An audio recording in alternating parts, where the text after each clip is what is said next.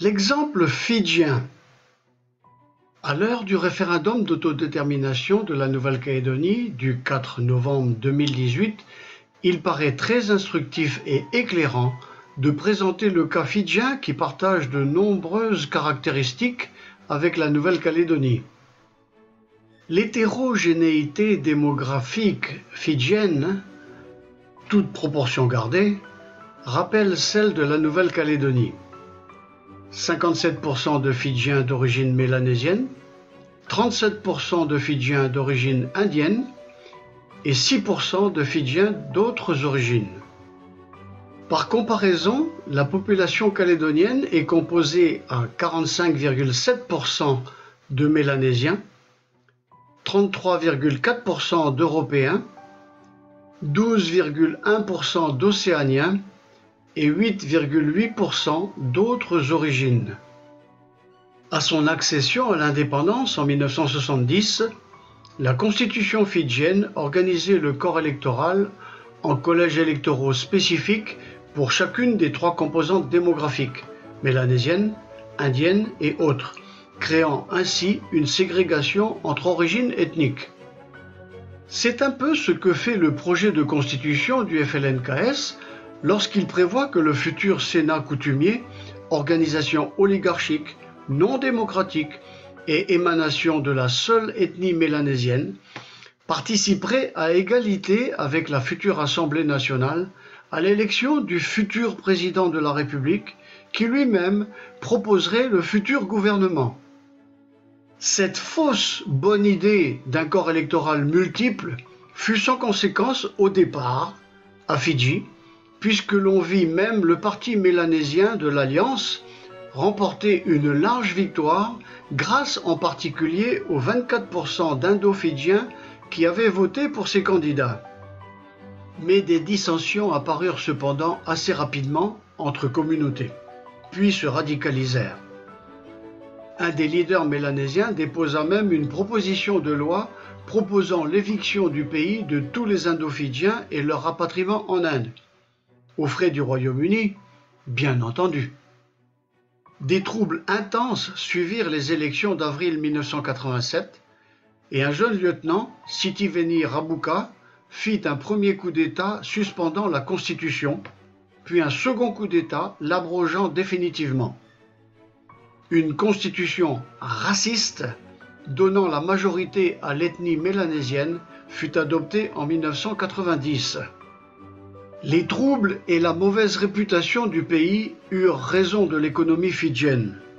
L'important secteur du tourisme s'effondra. Une réforme constitutionnelle fut adoptée en 1997, rétablissant un peu plus d'équilibre et d'ouverture dans la représentation ethnique. Les élections de mai 1999 portèrent au pouvoir un Indo-Fidjien, Mahendra Chaudhry, ce que n'accepta pas le clan des Mélanésiens durs. En mai 2000, un troisième coup d'État dirigé par l'homme d'affaires George Speight prit le Premier ministre Chaudhry en otage. Speight réclamait le retour d'une législation garantissant l'éviction des non-mélanésiens et la suprématie politique des Mélanésiens afin qu'un Indo-Fidjien ne puisse plus jamais devenir Premier ministre.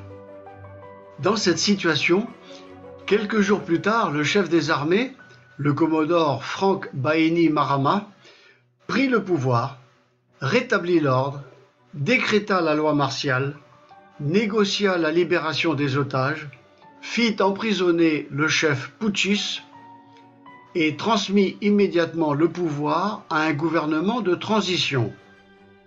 Cependant, les vieux démons ressurgirent et le nouveau Premier ministre, après avoir proposé l'amnistie des putschistes, déclara qu'il fallait garantir la suprématie des intérêts des Mélanésiens, pratiqua des politiques de discrimination positive en leur faveur et refusa d'appliquer la Constitution. Face à ce déni de la Constitution qui menait le pays vers le chaos, Bainimarama, lui-même mélanésien, se résolut en fin 2006 par le 4e coup d'État de la courte histoire fidjienne, a renversé le gouvernement et se fit lui-même nommer à la tête d'un gouvernement civil où les différentes communautés étaient représentées. Le processus suivi pour parvenir à une nouvelle constitution fut long et complexe.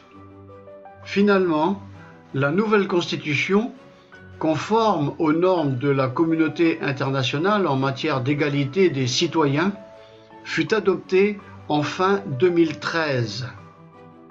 Respectant les promesses de Bainimarama, elle rompt avec la pratique communautariste des constitutions précédentes et adopte un corps électoral unique. L'esprit dans lequel la Constitution a été préparée est résumé par une adresse de Bainimarama au peuple fidjien en 2009. Concitoyens, nous aurons des élections. Toutefois, ces élections devront se tenir dans le cadre d'un système électoral véritablement démocratique. Ce qui veut dire que la voix de chaque individu doit avoir la même valeur. Vous devez avoir le droit de choisir qui vous voulez sans être contraint par une catégorisation ethnique. Amis calédoniens, que vous soyez loyalistes ou indépendantistes honnêtes, regardez ce que nous prépare le projet de constitution communautariste élaboré par le FLNKS. Si, par malheur, le résultat du référendum devait être en faveur du oui à l'indépendance, vous voyez déjà les malheurs qui s'abattront sur nos têtes et sur celles de nos enfants. On imagine déjà certains réclamer, aux frais de la France, bien entendu, l'extradition des Européens vers la France, des Wallisiens vers Wallis, des Tahitiens vers la Polynésie française, des Indonésiens vers Java, et pourquoi pas, des Loyaltiens vers leurs îles. Comment ? Vous avez dit racisme ? Pour éviter le chaos, votez non à l'indépendance. À propos de Fidji, on peut accéder à de bonnes informations sur Google en recherchant le mot-clé « coup d'État fidjien ». Par ailleurs, il existe un autre article très intéressant. Frank Bainimarama n'est pas un dictateur.